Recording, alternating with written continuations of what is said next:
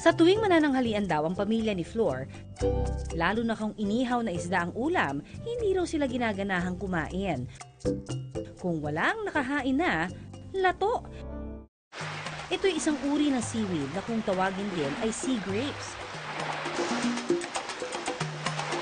Ang kanilang lato, fresh nilang nakukuha direkta mula sa dagat. Sina Flor kasi, may-ari rin ng Lato Farm na nagsusupply ng lato sa malaking bahagi ng Batangas. Ang kanilang lato, huwag daw ismulin. Katunayan, nakarating na ito hanggang sa Japan. Maging sa ilang bansa sa Europa, ini-export na rin ang ating mga lato o kung tawagin ay green caviar. Inihahain ito bilang appetizer sa mga sikat na restaurant sa ibang bansa.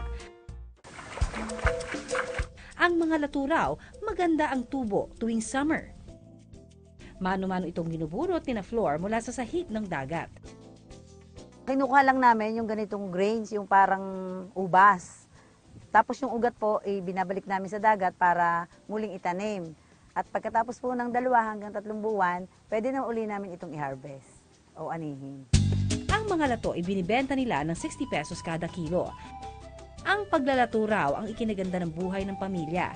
Nakatulong pa raw maging sa kanilang kalusugan. Ako 58 years old na pero wala akong mga maintenance, wala akong sakit. Hindi ako nauospital. Ang blood pressure ko standard. Yung family namin, hindi kami kahit sino walang goiter. Ayon sa pag-aaral, ang halamang dagat na lato, bukod sa nakatutulong para makaiwas ang isang tao sa goiter, mabisa ring panlinis ng ating bituka dahil sa siksik sa fiber. Sagana sa fucodyne na may anti-cancer properties daw.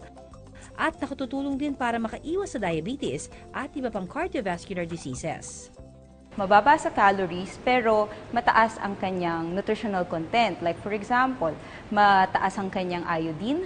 Magandang source siya ng iodine. Maganda rin siyang source ng iron, vitamins A and C.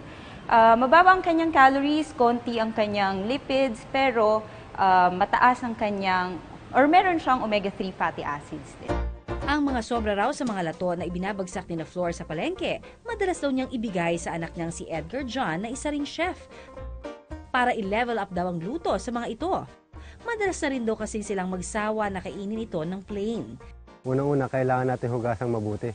Kasi kinukuha ito sa dagat, sa ilalim ng mga putikan.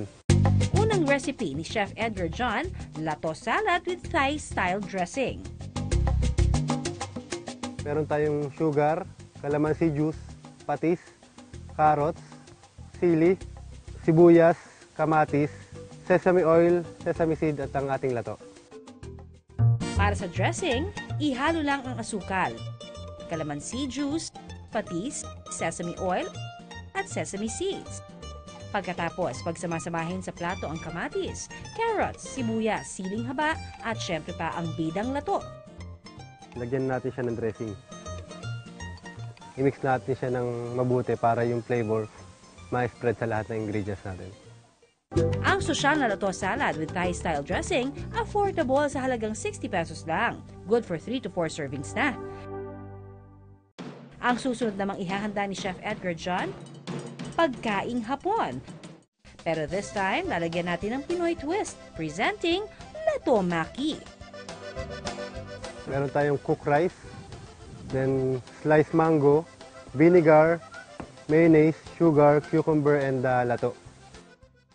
Paghaluin ang suka at asukal, na siyang magsisilbing binder at flavoring na rin ang ating kanin.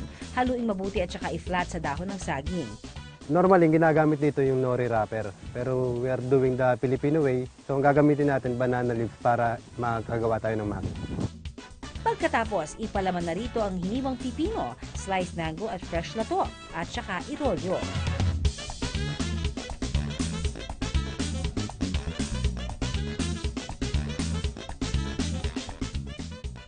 Hiwain ito into bite-sized pieces. Maya-maya lang, ready to serve na ang ating Lato Maki. Sa ating Lato Maki, gagastos lang ng 100 pesos, nakasya na sa 3 hanggang 4 na tao.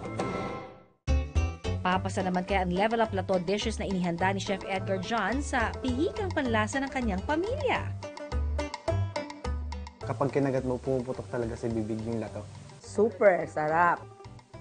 Kahit nga hindi ka na kumain ng kanin, damihan mo lang yung lato eh. Pwede na.